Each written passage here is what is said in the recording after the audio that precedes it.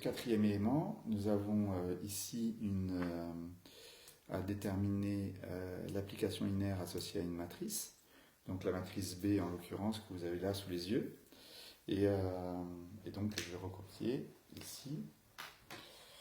Je n'ai peut-être pas besoin. Voilà. L'application linéaire associée, c'est l'application F qui va de R3, puisque ici vous remarquerez que la matrice B a 3 colonnes.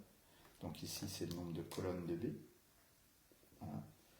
Nombre de colonnes de B. De R3 dans R3. Ici c'est le nombre de lignes de B. Voilà. Comme ici on a une matrice carrée, le nombre de colonnes et le nombre de lignes, c'est pareil. Ici qui a X associe, alors X je peux le noter, vecteur colonne X, Y, Z, X, Y, Z,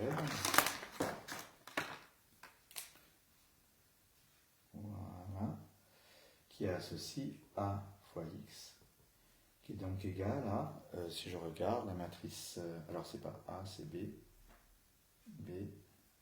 la matrice est la matrice suivante.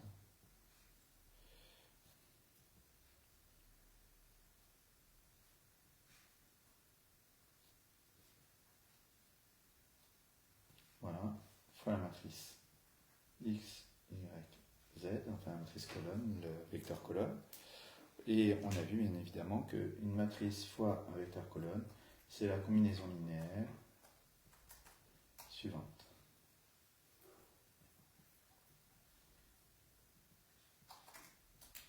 Voilà.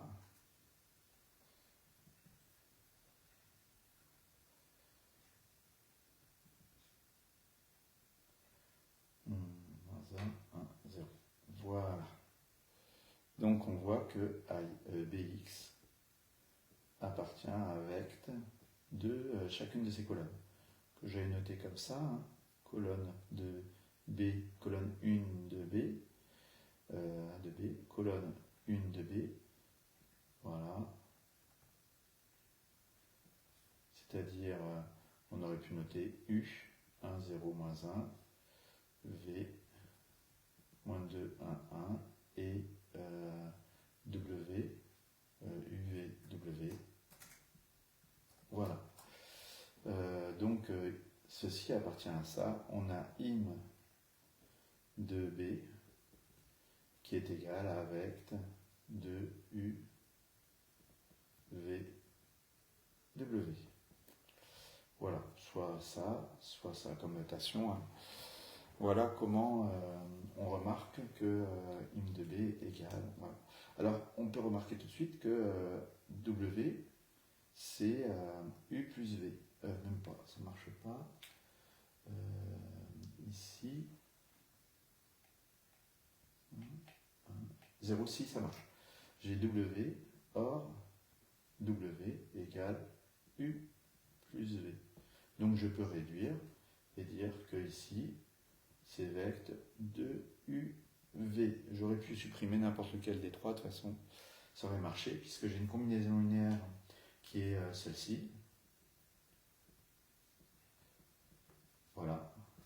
Qui est nulle, enfin qui donne le vecteur nul, avec tous les coefficients qui sont non nuls. Donc je peux toujours exprimer l'un en fonction des deux autres. Donc ça veut dire que n'importe lequel peut être éliminé dans le vecteur 2.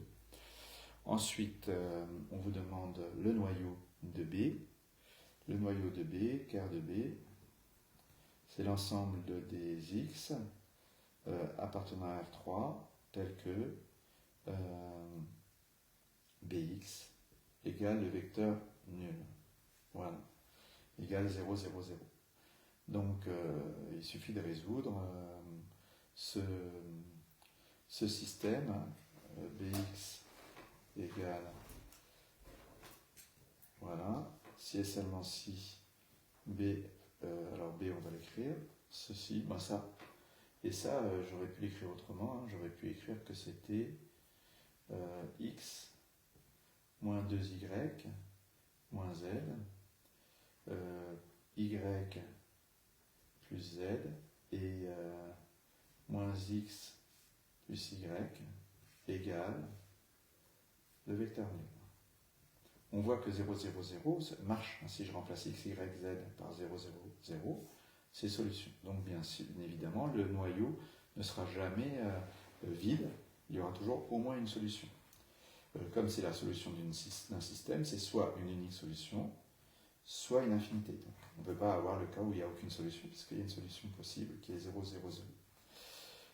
C'est la solution du système homogène, qu'on a déjà vu. Alors maintenant, pour résoudre ce système, on ne va pas utiliser la matrice augmentée. On aurait pu utiliser la méthode opération sur les lignes, l'opération élémentaire sur les lignes, et ainsi trouver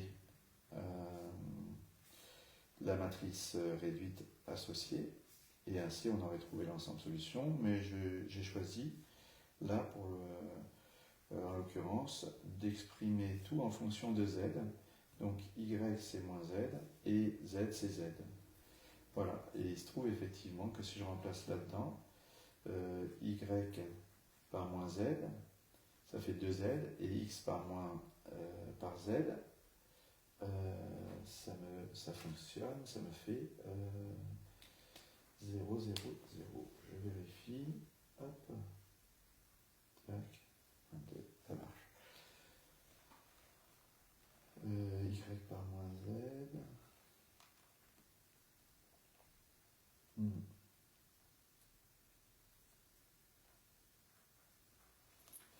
Voilà.